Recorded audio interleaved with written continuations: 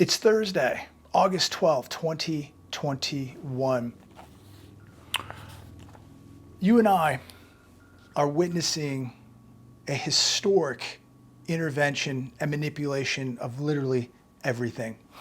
And this is leading to massive social and financial instabilities.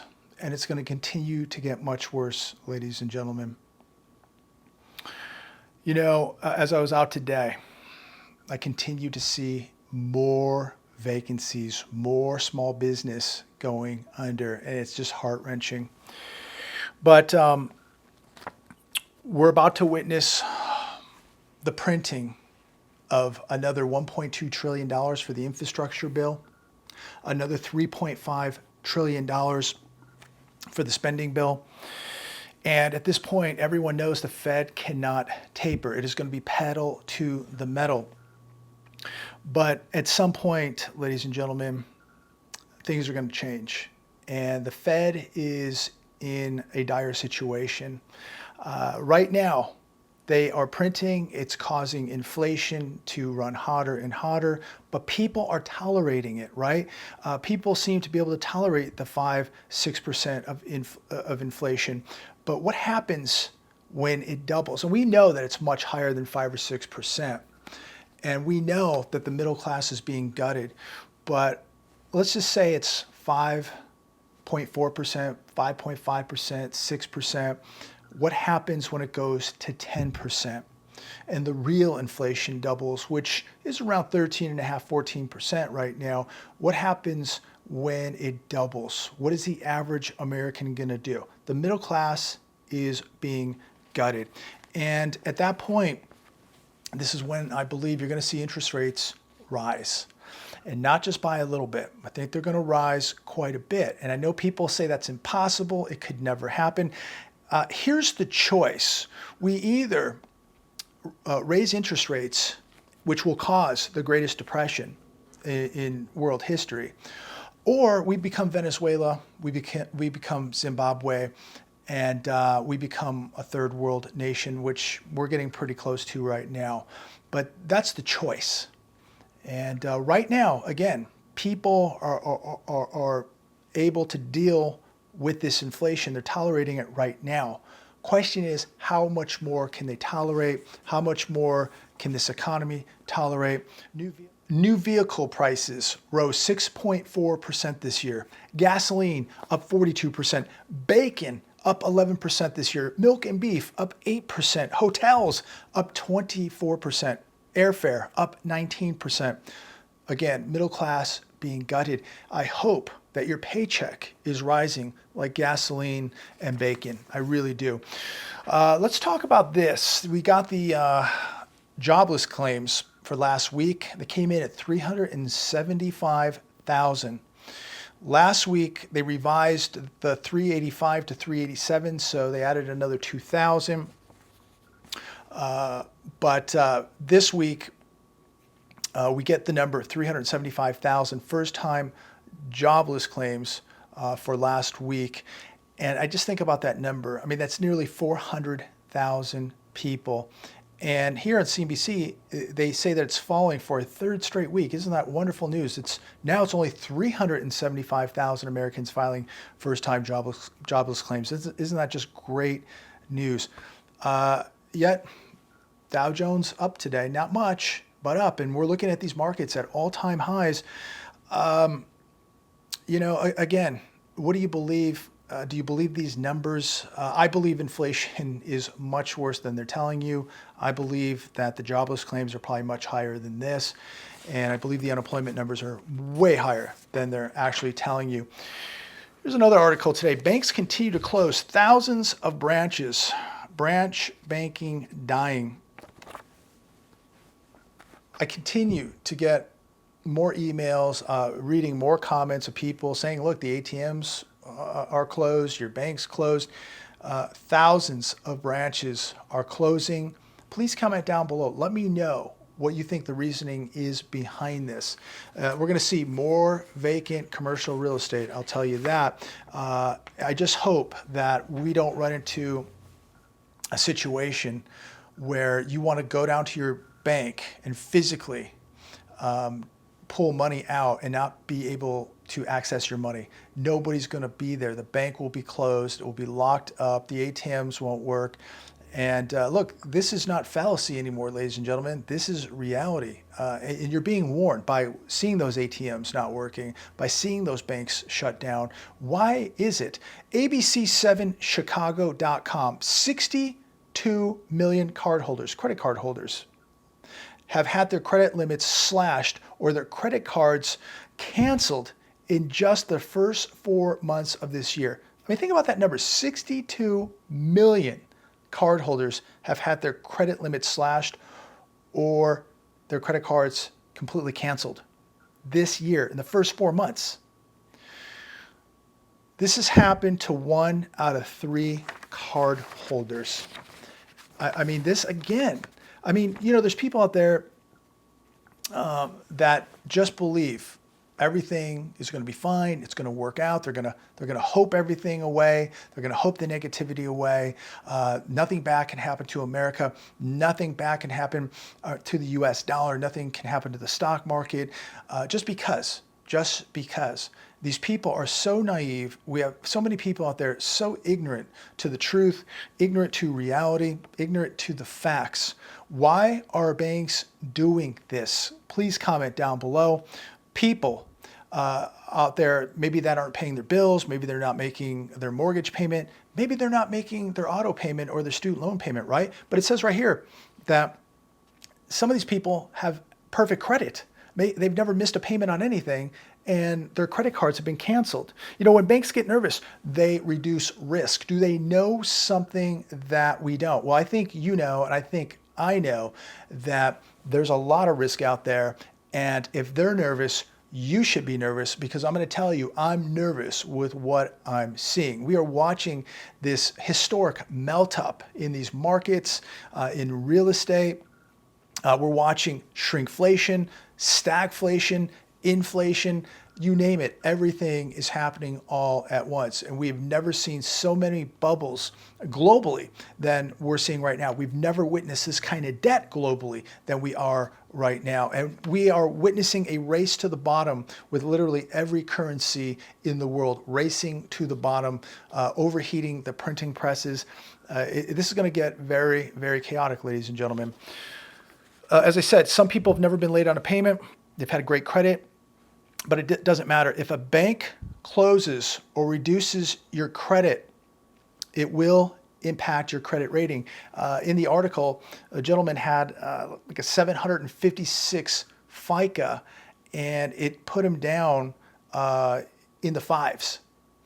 And he did nothing wrong. Just because they canceled his credit card, this impacted his FICA score, impacted his credit. So now if he has to borrow money, get a loan, go try and buy a car, buy a house, it's going to impact him greatly.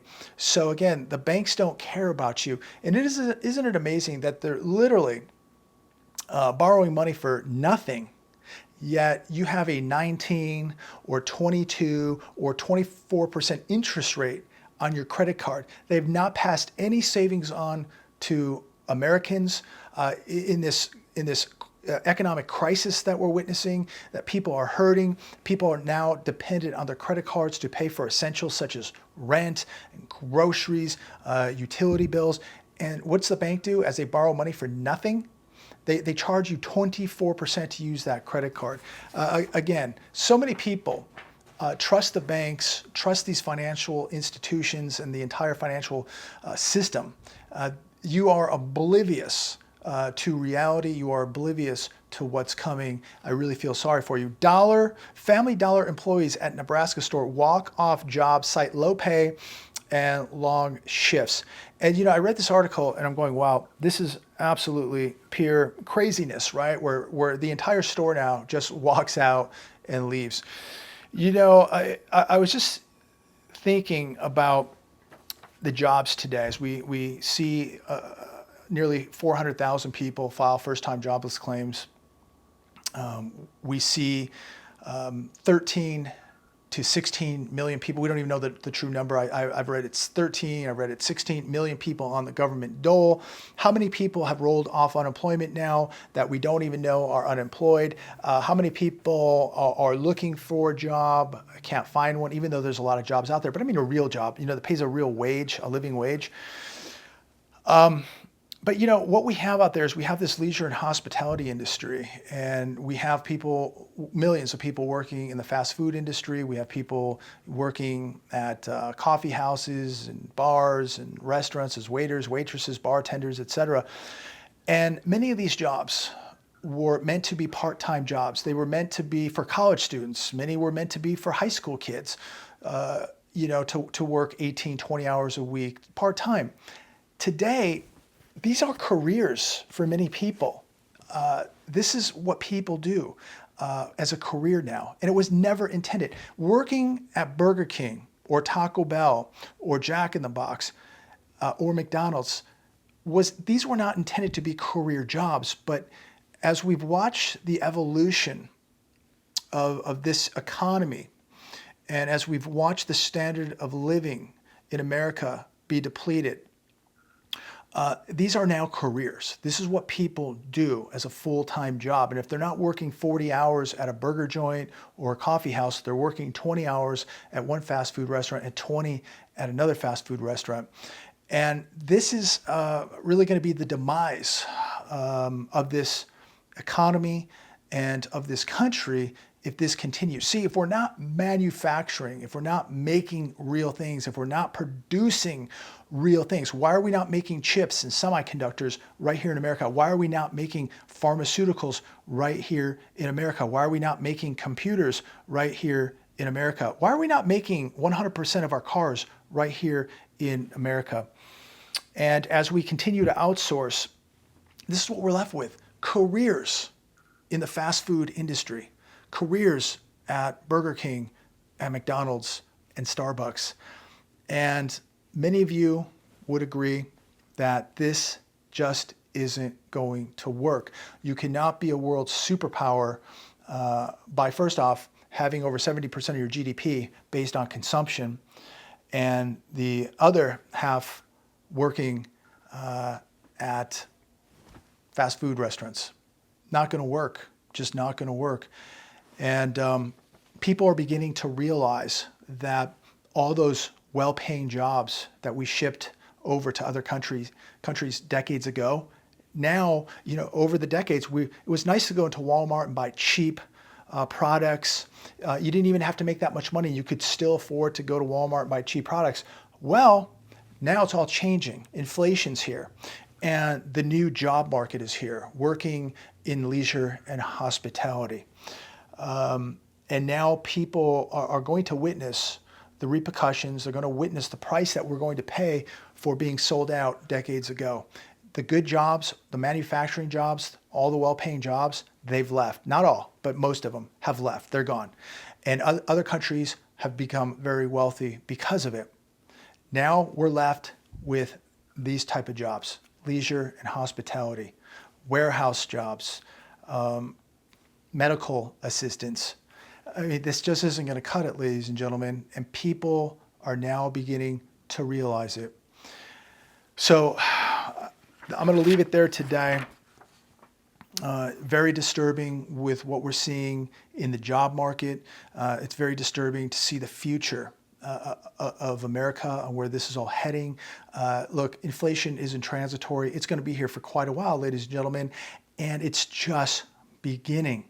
And so many people, unfortunately, are really going to get hurt. They're going to feel the pain. And I cannot stress enough. These people out there that believe that, all I do is talk about negative doom and gloom scenarios. Ladies and gentlemen, I'm a realist, just like you're a realist. I can drive around and take a look with my own two eyes what's going on. Today as I'm out, again, more vacant stores, more vacant restaurants, more homeless people wandering off I-10 with their little shacks on the railroad tracks. I was in Palm Springs earlier today, and literally there's just homeless people. They're living in the flood drains. And you see the shopping carts up on top and you know, these flood drains that you drive over. People are living under there in Palm Springs. And I'm just seeing people wandering down Highway 111. It's a mess. It's hot outside. Nobody deserves that. But where's all the money going? Where is all the money going? The rental assistant, et cetera.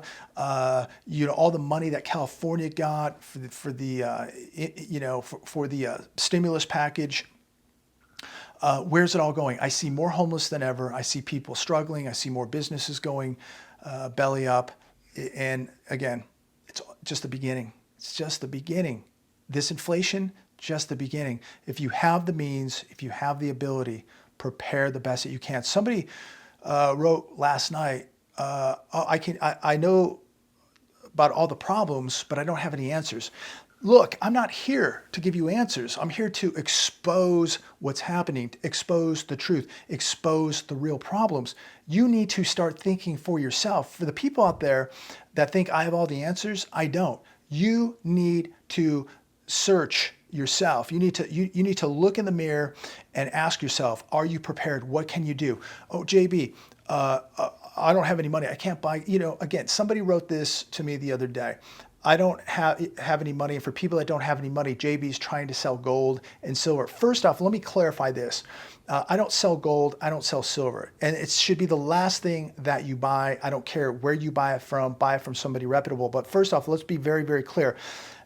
If you don't have security, number one, if you don't have food and water and a cash reserve put away, if you don't have a trauma kit, if you don't have an asset as yourself, you need to have an asset, a skill set. If you don't have any of that, you need to get it and worry about gold and silver being the last thing you acquire, okay? Make sure you have a skill set. First off, okay, make sure that you have security, make sure you have food and water, and make sure that you're critically thinking for yourself. That's what you need to be doing. Don't worry about the gold and silver. That's for the end, okay? But if you can afford it right now, you need to have it. You need to have assets. But you know, it's always these same people who say that they don't have any money, but they have all the tattoos.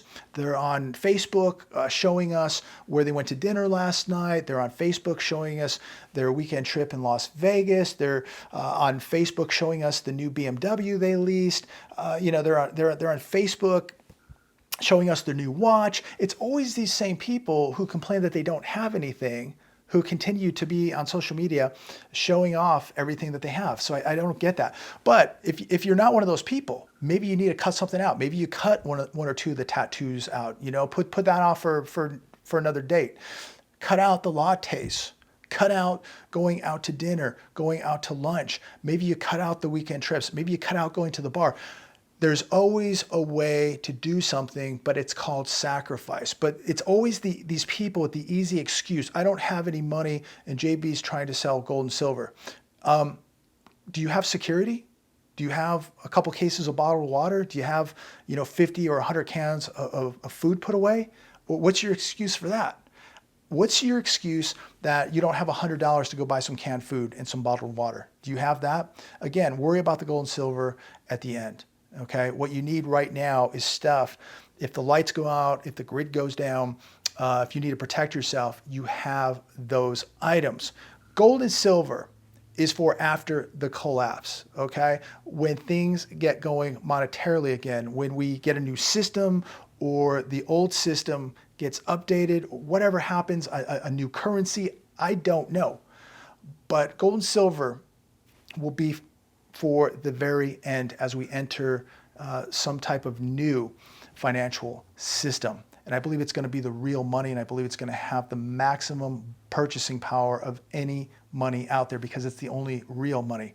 So that's why I believe you should have it, because when the dust settles and things calm back down, and that could be many years from now, you're going to have maximum purchasing power. That's how I see it.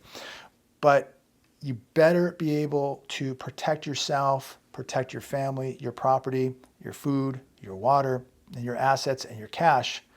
If you can't do that, nothing matters. But again, these people who always have excuses, please stop with the excuses. Start sacrificing. I had to make a lot of sacrifices, ladies and gentlemen, but I sleep a lot better at night, not having any debt and being self-sufficient and being able to take care of myself, being my own central bank, being my own police, and just being my own person and not reliant on the system. I'm as far out of the system as I can be.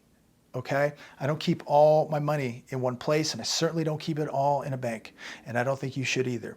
I'm going to leave it there. God bless every one of you. Have a phenomenal rest of the day. Have a phenomenal rest of the week. Stay on track. Continue to prepare. You know better than I do, something is very, very wrong out there. And this melt up, it's gonna come to an end. And when it does, you're gonna have what you have. There's no redos, there's no timeouts, there's no going back. It's gonna be a time in history where when you wake up, all you have is what you have. You're not going to be able to go buy security. You're not going to be able to go get gold and silver. You may not be able to get to the grocery store. You don't know if the grid's going to be down, if you're even going to have running water. You don't know the possibilities. So cover all your bases. Hope for the best. Hope for the best. Pray for the best. But expect the worst, because I think the worst is coming.